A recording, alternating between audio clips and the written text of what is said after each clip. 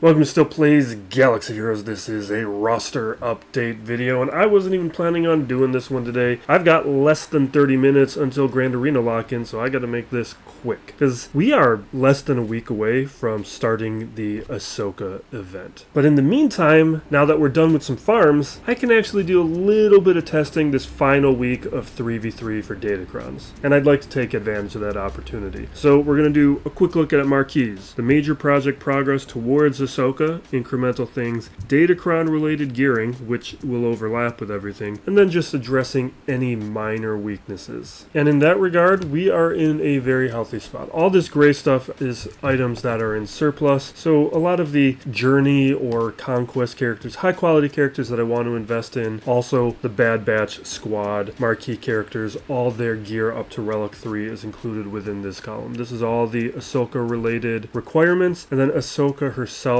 plus some luxury gears are held within this column. Then looking ahead towards Geo Ray here. This is an either or column, subtotals here, and then this is a complete total of everything that I need. And really what you can see is signal data we need a lot of, the bronziums and the carbonite circuit boards, the Cairo prods we need a bunch of, but the computers are not that bad. And then it's the med packs, Nubian scanners, Mark 12 fusion furnaces, but that's all looking far ahead. For any immediate uses, we are in a really nice spot. So we're going to take advantage of that. And we will build up at least a squad or two, even though we're trying to make this quick, because we're now down to 22 minutes until Grand Arena lock-in. So the first item, marquee characters, we're looking, of course, at Crosshair. His event I just took care of. One thing, if you looked at my kit breakdown video, his gear we looked at as well, because that's still something I like to look at. He's incredibly easy to gear up to gear 11. There are 0 Kairos until that gear 11 spot, so there's no reason for most of you guys to hesitate on taking up higher. It is just old stuff. So we are doing that, taking him up to gear 11, dropping the Omegas.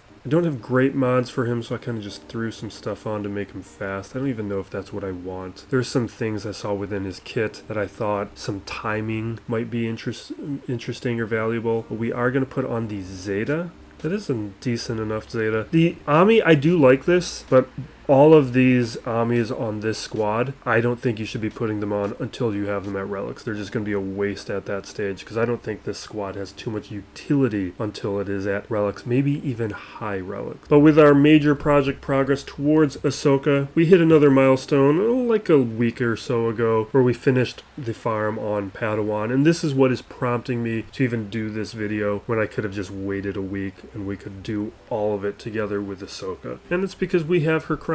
And in 3v3, I can put a little squad together and just see what's going to happen. And I think I would like to do that. I'm not going to take her all the way up to Relic 7 right now, but I will take her up to Relic 5 to apply the Datacron. And just see, maybe it gives me a little edge, because what I am finding with my defense these days is I'm just not getting any holds. And I need to increase my depth to give me a little bit more flexibility. Plus, you check out the most recent match, well, I guess by the time I post this, it's not going to be the most recent match, but you go to 63.2.2. That match, I went up against a really tough defense. He put down almost everything on the defense. I almost got through that thing. I still won the match, but going up against the opponent that I did with the type of defense that he did, he was a very high quality opponent. He's the type of guy who should be in Kyber 1, but his participation brings him down to Kyber 2. And he loaded up on defense, and I almost took him out. Almost took out his whole defense. I just got stuck on Jabba because I didn't have a cleanup for Jabba because I set it on defense. Now, General Syndulla, same deal. In order to apply that crown, we got to take her up to Relics. I'm only going to take her up to Relic 3 for now, just the minimum. Save a little bit of resources. We don't really need to. And then what I have budgeted for is Exile up to Relic 5. So I'm going to do that as well. I'd like to take him up higher, but that would pull signal data away from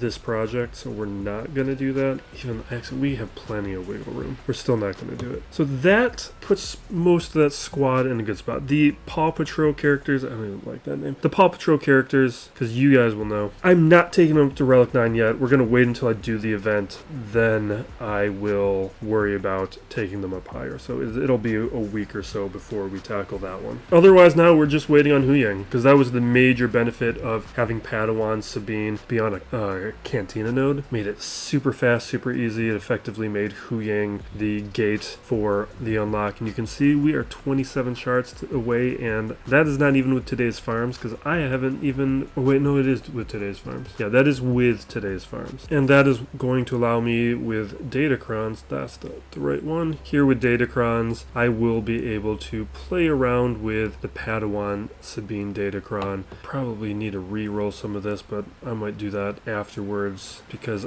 I need to think about that for a moment, and we don't have a ton of time. So Exile, up to Relic 5. He will definitely be going to higher relics, but that's not today. So that right there is a good start. 17 minutes until the close of locking in for Grand Arena. I need to look at all this stuff. You know what we're going to do today? Because it's in the budget, I can afford it. I'm finally taking Bane up to Relic 8. I've been just kind of getting away with things, but it can get scary at Relic 7, doing some of those higher level counters. I can afford it right now. I put it off until I was comfortable it wasn't going to affect the other timelines, and we're there. He doesn't have full 6-dot mods, because I hate those mods. I want to replace them. And otherwise, that might be where we stop. You know what? That's not where I want to... We're going to do another one too that's also budgeted. We're going to take her up to Relic 7. The squad's been valuable. She hasn't been great, other than what she brings to the squad as a whole, but her impact alone hasn't been great. That's partly why modding on that squad needs to be better. But I think maybe pushing her to Relic 7 will help a little bit. That's also budgeted. What's not budgeted, things like Luthen. I really want to improve Luthen, but we're going to have to close it for today. That's all we can really handle. By the time this video posts, we're probably going to be close to the next season of Conquest starting. So just remember, we have all the Conquest videos you need sector by sector. I'll put at least one of them in the corner, maybe the overview. But also have a Datacron overview of all my thoughts and opinions of the current Datacron set, and Jocasta News kit, along with all the new Bad Batch character Marquee kits. Those have all been broken down. But thank you for watching. Be excellent to each other, everybody. This is still Plays Galaxy of Heroes.